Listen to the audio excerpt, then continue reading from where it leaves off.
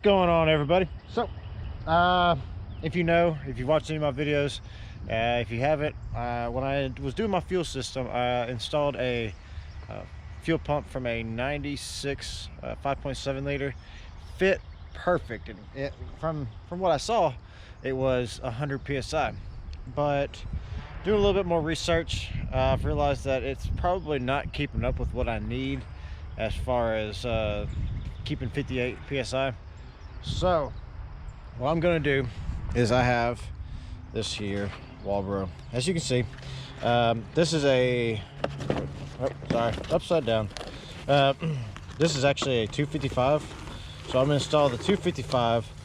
In order for me to do that, I'm going to need to not necessarily remove the bed, but I'm going to slide it back at least enough to get up in this general area. So, and I get to do it by myself, so that's the fun thing. I have friends, trust me, I do have friends. It's just they're usually, they got families and stuff like that. I'm single, so I got time to do anything I want. But gonna get this up, probably set the that up right around here, so it'll give me plenty of space what I need to do. So let me get to that. If you've never removed a bed on these trucks, there's, I believe, 6 or 8. I think it's, let's see, let's go count them real quick. All right, so you got 1, and then there's 1 on the other side, obviously, so 2. So there's 6 bolts that hold this on. 6 bolts, because there's just 2 in the back here, and I'm pretty sure that's it. Let's see, let's double check. Yeah, so there's that bolt and then that bolt right there. Okay, so got it up. Do not try to do this by yourself. Usually, I know me and my friends, 2 people can usually do it. You might need a third just in case. Typically you can get a person on either fender well, and then in the back you can get it up and out pretty quick.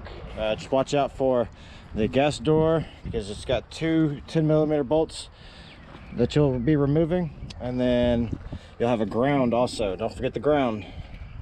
And then, so now we have this right here, and we can actually go ahead and get that leaf out the way, and we'll go ahead and pop this off using a screwdriver.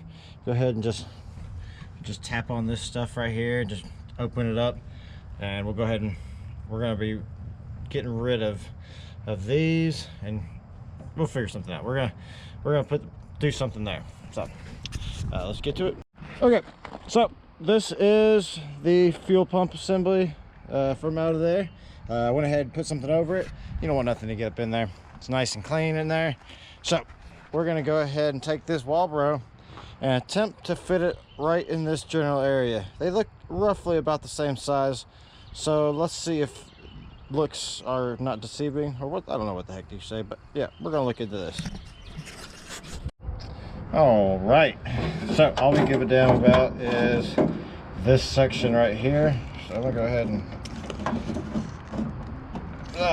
pop this off.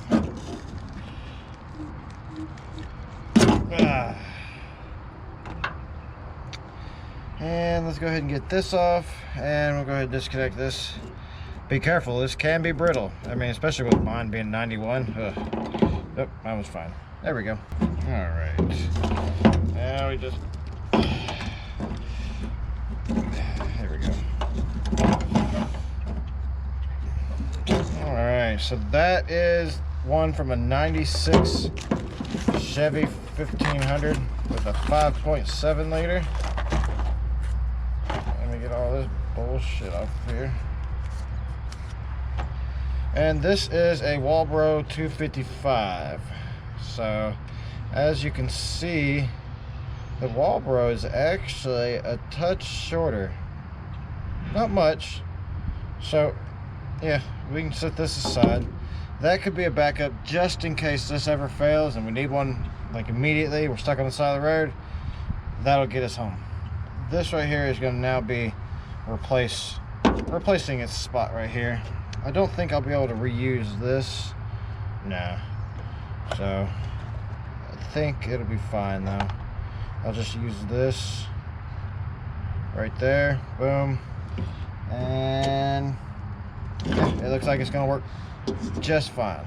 So let me go ahead and get this off too. There we go. And then let's see. Yeah. So that's gonna take another whole nother before I screw up. There it goes. There we go. That's better. That'll do. Now we just gotta tighten down these clamps, or this clamp. I already got the other one tightened down. And then, because this is not going to, no, that is not going to work. But this is the positive right here. Yes, yes. So, as I said, this is the positive, this is your negative. All right, so I got these connections made right here on this one. And so we'll just take these, obviously. And, you know, it's just a matter of taking you want a good pair of crimps. Don't use some cheap ones. I used to use a pair of cheap ones, and I learned my lesson. Just get you a good pair. You don't even have, I mean, Harbor Freight, yeah, they have a good set. It does the job pretty good. The Doyle works pretty good. You don't have to go and break the bank on it. And there we go. So make sure everything's nice and tight. Yeah. Then it's just a matter of plugging her in. The main part of it. I would have known when I went to go put it back in, but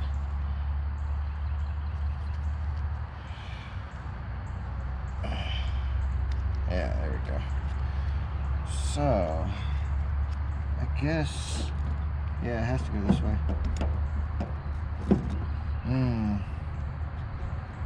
That'll be a challenge. All right. So this is supposed to go right here, but this is hitting right there. So what might actually have to happen, possibly,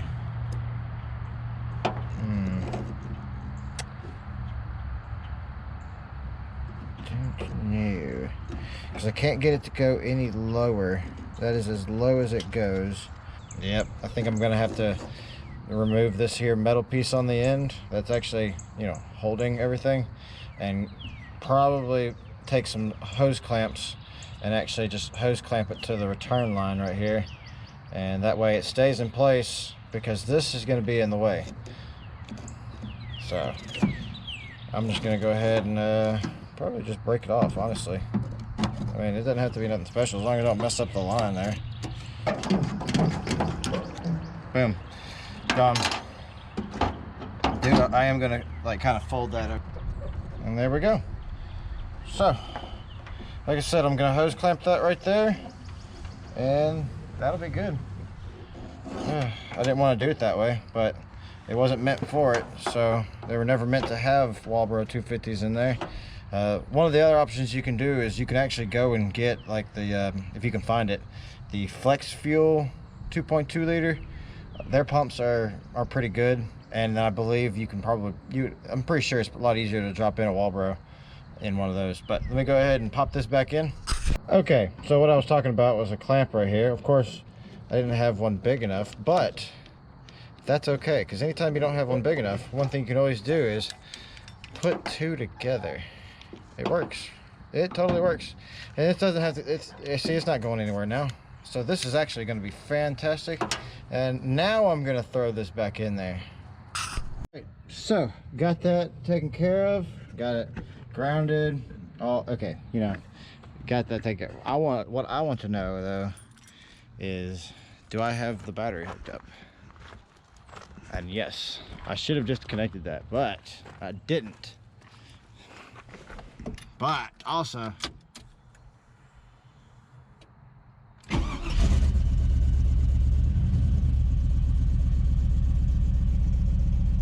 seems to work.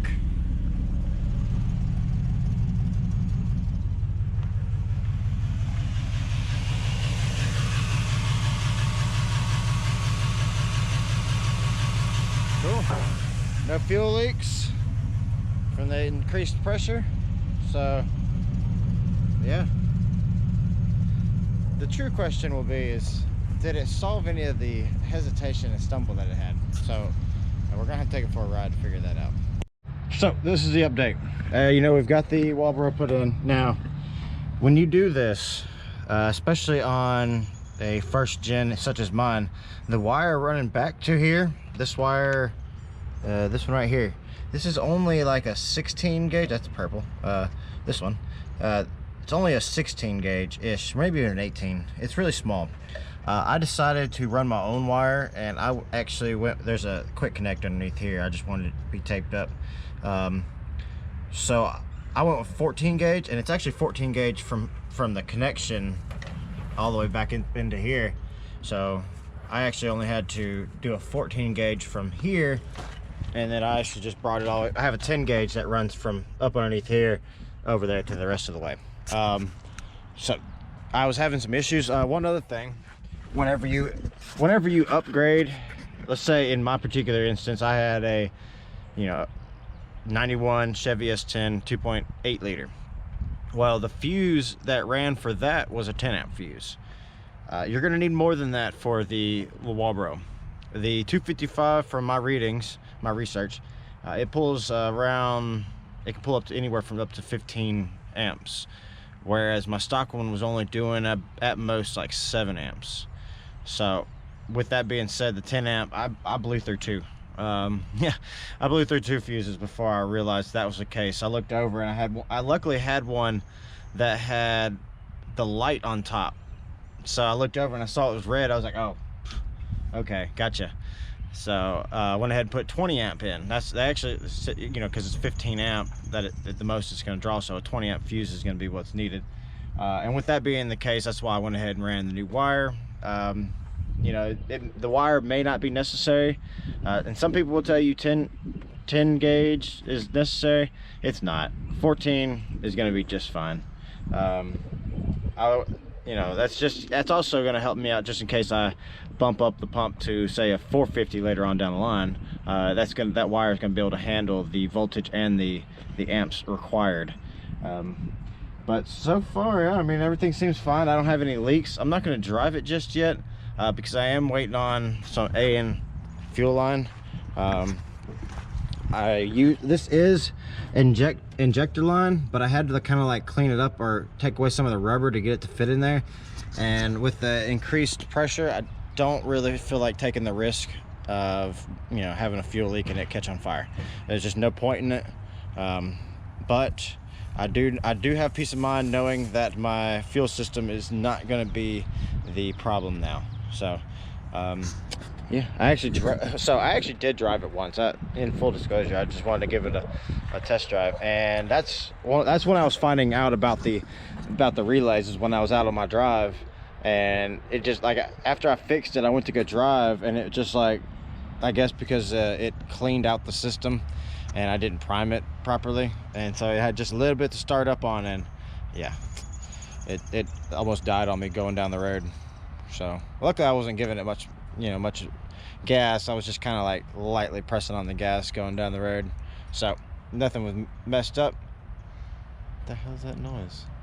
Anyways, yeah, still got to install the heavy duty power cable, and then I have the sway bar bushings that I got to do. So I just got to jack up the front end and be able to do that. No big deal.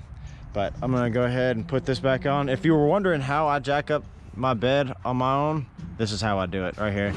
Yeah, it works. I have my engine hoist with this right here. Works fantastic. So I'm gonna go ahead and put this back on. Everything seems to be good now, and yeah, gonna work on some of those other things now. Later.